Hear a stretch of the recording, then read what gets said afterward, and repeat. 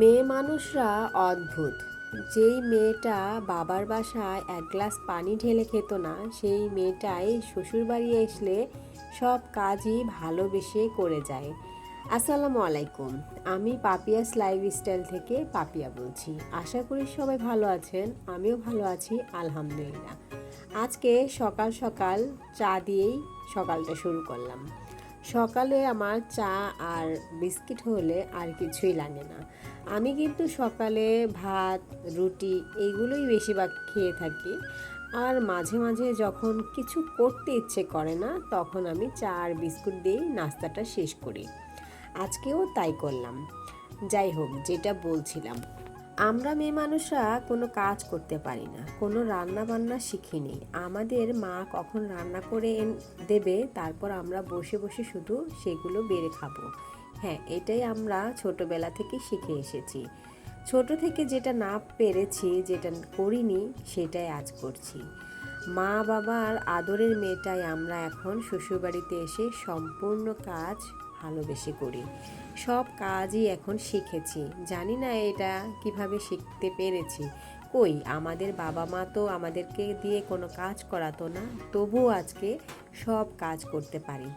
শ্বশুরবাড়িতে আসার পর সব মেয়েরাই সব কাজ করতে পারে। তবুও কিছু লোক আছে শ্বশুরবাড়িতে যারা জানে মেয়েরা কোনো কাজই জানে না।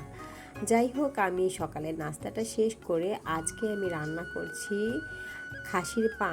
সেটা আমি কখনোই খাই নাই, আজকেই ফার্স্ট খাবো। খাসির পা কিন্তু খেতে বেশ মজা, আজকেই ফার্স্ট খেয়েছি। আর খাসির পা আমি গরুর পা যেভাবে রান্না করি ঠিক সেভাবেই রান্না করছি। এই পা কিন্তু আমি কখনো খাই নাই বা কখনো রান্নাও করি নাই, তবুও আজকে রান্নাটা করতে পেরেছি। ওই যে, আমাদের কিন্তু কেউ শেখায় নাই। আমরা শ্বশুরবাড়িতে আসার পর সব কাজই শিখেছি। জানি না এটা কিভাবে শিখেছি। ভালোবাসা দিয়ে সব কাজই এখন ঠিকঠাক করে করতে পারি। যাই হোক, দুপুরবেলার খাবারটা শেষ করে একটু শুয়ে আমি একটু টিভি দেখছিলাম। কিছু নাটক আছে, দেখতে ভীষণ ভালো লাগে। আর কিছু নাটকের নায়ক নায়িকাদেরকেও ভালো লাগে, তাই শুয়ে শুয়ে নাটকটা দেখছিলাম। এই নাটকটা অনেক সুন্দর ছিল। আপনারা কে কে দেখেছেন অবশ্যই কমেন্টে জানাবেন। আর হ্যাঁ, আমার ভিডিওটা দেখতে দেখতে যদি কোনো অংশ ভালো লেগে যায়, আমাকে অবশ্যই কমেন্টে জানাবেন। আর একটা লাইক তো আশা করাই যায়, তাই না? আর এই তো আমি আজকে দুপুরের নাটক দেখছিলাম। আর এদিকে আমার ছেলেটার প্রচুর জ্বর, আজ 2 দিন হলো। তাই ছেলের জন্যে এদিকে আমি নুডলস রান্না করেছি। ছেলেটা কিছুই খাচ্ছে না, তাই ভাবলাম ছেলের জন্য একটু নুডলস রান্না করে দেই। নুডলসটা ওই খুবই পছন্দ করে, তাই এদিকে স্যুপ নুডলস রান্না করে আমি ঠান্ডা করছিলাম ফ্যানের বাতাস দিয়ে। আর বাচ্চারা যখন জ্বর হয় তখন কিন্তু মাদের অনেক টেনশন হয় যে কোনটা খেলে বাচ্চা ভালো লাগবে, বাচ্চা সুস্থ হবে, সেটাই চেষ্টা করি খাওয়ানোর জন্যে। কিন্তু ছেলে মানে ছোট বাচ্চারা কিছুই খায় না।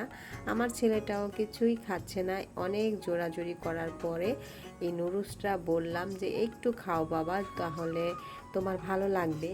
কারণ আজ 2 দিন জ্বরেতে আমার ছেলেটা তেমন কিছুই খাচ্ছে না। এই নুডলসটা রান্না করে দিলাম, দেখি যদি খায়।